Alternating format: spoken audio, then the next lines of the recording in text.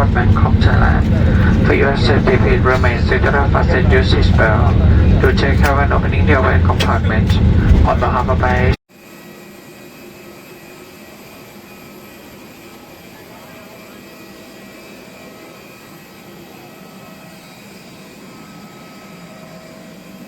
అండి థాయిలాండ్ వచ్చా. Immigration complete అయిపోయింది.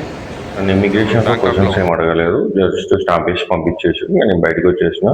ఇది ఎయిర్పోర్ట్లో ఇంకా లగేజ్ తీసుకునేది అనమాట. నాకు లగేజ్ లేదు, ఓన్లీ హ్యాండ్ బ్యాగే కాబట్టి మనం డిఎన్కే ఎయిర్పోర్ట్ నుంచి ఎగ్జిట్ కాగానే రైట్ సైడ్లో 100 మీటర్స్ దూరంలోనే మనకి బ్యాంకాక్కి బస్ స్టాండ్కి పోయే బస్సెస్ ఉంటాయి అనమాట. టెర్మినల్ 1, టెర్మినల్ 2 అనమాట. అవి బస్ స్టాండ్ అది. ఆడికి పోవడానికి ఇక్కడ బస్సెస్ ఉంటాయి. అది A1 బస్సు, సేమ్ మనకు హైదరాబాద్లో ఎయిర్పోర్ట్ బస్సెస్ ఎట్లా ఉంటాయో సేమ్ అంతే, మెట్రో బస్సెస్ లాగా సేమ్ అట్లాంటి బస్సే ఉంటుంది. ఇక్కడ A1 బస్ ఎక్కేస్తే మనం పోవచ్చు. ఇక్కడ ఈ బస్సు ఇక్కడ కూర్చున్న వెయిట్ చేసిన వాళ్ళంతా ఆ బస్ కోసం ఎక్కువ శాతం అక్కడికే పోవడానికి. ఇక్కడ ఒక సిస్టమేటిక్ ఉంది చూసారండి, ఆయన చేతిలో ఉంది, మనం సేమ్ స్కాన్ చేసి మనకు గుడ్ టికెట్ ఎట్లా ఇస్తారో అట్లాంటిదే. ఇక్కడ ఏంటంటే ఒక కార్డ్స్ ఉంటాయి, ఆ కార్డ్ పెట్టి ఇట్లా స్కాన్ చేస్తే వాళ్ళకి ఎక్కడికి పోవాలో అడిగి టికెట్ ఆటోమేటిక్ మన డిబేట్ అయిపోయింది అనమాట. ఇప్పుడు ఇది బస్ స్టాండ్ అనమాట, బాగానే ఉంది చూడటానికి. ఇంకా ప్రిన్సెస్ అనమాట, ఇక్కడ థాయిలాండ్ ప్రిన్సెస్. బస్ స్టాండ్ అయితే బాగానే ఉంది. ఇక్కడ సిస్టమేటిక్ ఏంటంటే మనం ఇక్కడ కౌంటర్ కాడికి పోయి ఎక్కడికి పోవాలనేది ముందు టికెట్ తీసుకుంటే ఈ టైమ్స్ హాఫ్ అన్ అవర్కి ప్రతి ఏరియాకి ఒక బస్సెస్ ఉంటాయి అనమాట. ఇప్పుడు మనం పటాయి పోవాలి. ఇప్పుడు మనం వచ్చింది ఎన్నో 6 o'clock వచ్చింది, మనకి 7:30 బస్సు ఉంది అనమాట. 140 బస్ మనం పటాయి పోవాలంటే 140 బాతులు అయితే ఆ టికెట్ తీసుకున్న 42 నెంబర్ ప్లాట్ఫారం మనకి 7:30కి వచ్చింది అనమాట. బస్ అండి టికెట్ మీద బస్ నెంబర్ ఉంటుంది, బస్ నెంబర్ ద్వారానే మనం బస్ ఎక్కాలి. 4:30కి దిగానండి ఫ్లైట్. నాకు ఇమిగ్రేషన్ అన్ని కంప్లీట్ చేసరికి 6 అయింది. 6 నుంచి 6:30 కల్లా నేను ఇక్కడికి వచ్చి హాఫ్ అన్ అవర్ లోపే బస్ స్టాండ్కి, ఎయిర్పోర్ట్ నుంచి. ఇక్కడ ముందు నడుస్తుండే అన్న మనకి క్లోజ్ అయ్యిండు. ఈ నుంచి మనకి పటాయ దాకా అన్నతోటే మనకి కంపెనీ. ఇదే పటాయ మనం ఎక్కే బస్సు ఇట్లాంటిదే, కానీ ఇది 6:30 బస్సు, మనం 7:30 కాబట్టి 1 అవర్ ముందు మనకి డిలే ఉంది కాబట్టి ఇప్పుడు బస్ ఎక్కానండి. ఇంకా నేను ఎక్కేటప్పుడు ఆ బస్సు వీడియో తీయలేదు, కానీ ఇప్పుడైతే మనం ఎక్కిన బస్సు సేమ్ అదే, ఇందాక చూపెట్టిన బస్సే సేమ్ అట్లానే ఉంటుంది. ఇక దిగిన తర్వాతకి నేను బస్సు అన్న నాతో వచ్చిన అన్న, ఆయన టైగర్ పార్క్ దగ్గర ఉంది ఆయన హాస్టల్లో, అయితే అక్కడికి పోయాడు. అయితే అన్న కాడ మనం నెట్ తీసుకొని మన లొకేషన్ పెట్టుకున్నాం. ఈ టుక్ నాయనక పోయింది కదా, టుక్ బండ్లు ఏంటంటే మన 50 బాత్స్ అడిగాడు. ఎందుకులే మనం నడుచుకుంటూ పోదాం, టైం ఉంది కదా అనుకున్నా. 8 kilometers ఇంకా నడుచుకుంటూ పోదాం అని డిసైడ్ అయ్యి స్టార్ట్ అయినా. అన్న కాడ నెట్ తీసుకొని స్టార్ట్ అయ్యాను అనమాట. అంటే లొకేషన్ పెట్టుకున్నా.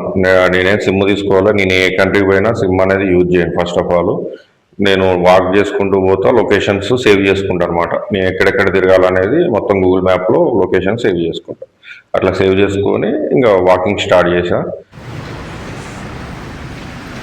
కాళ్ళకి చెప్పులు లేకుంటే నడవాల్సి వస్తుంది, ఎందుకంటే కాళ్ళకి బొగ్గలు వచ్చేసినాయి చెప్పులతోటి. ఇది మనం 8 kilometers నడిచేసరికి చూసుకోలే, కొంచెం గట్టిగానే.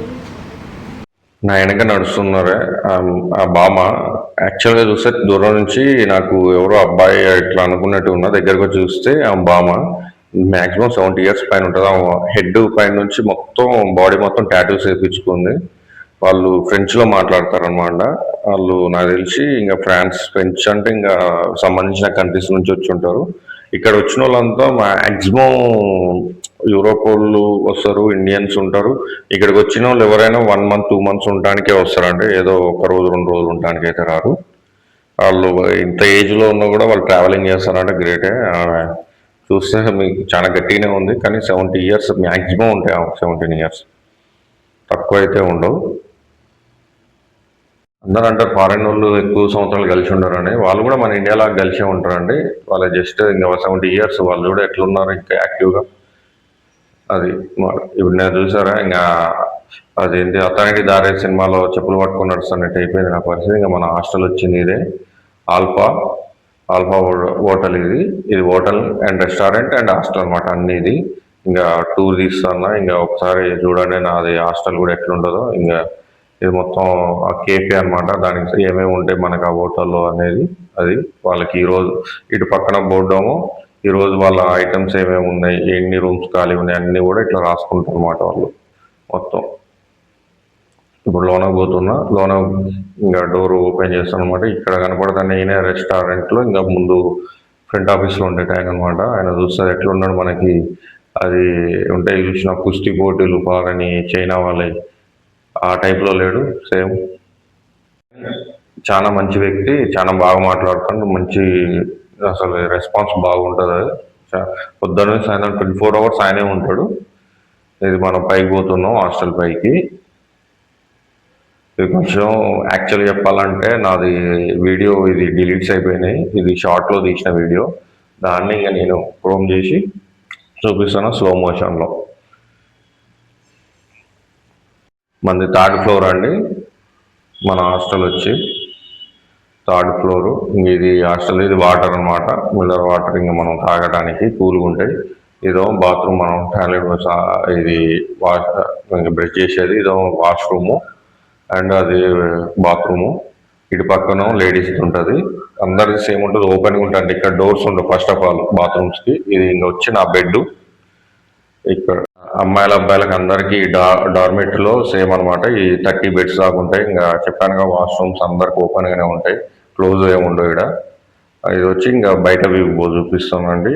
ఇది బయటికి పోయేది, మొత్తం బయట వ్యూ.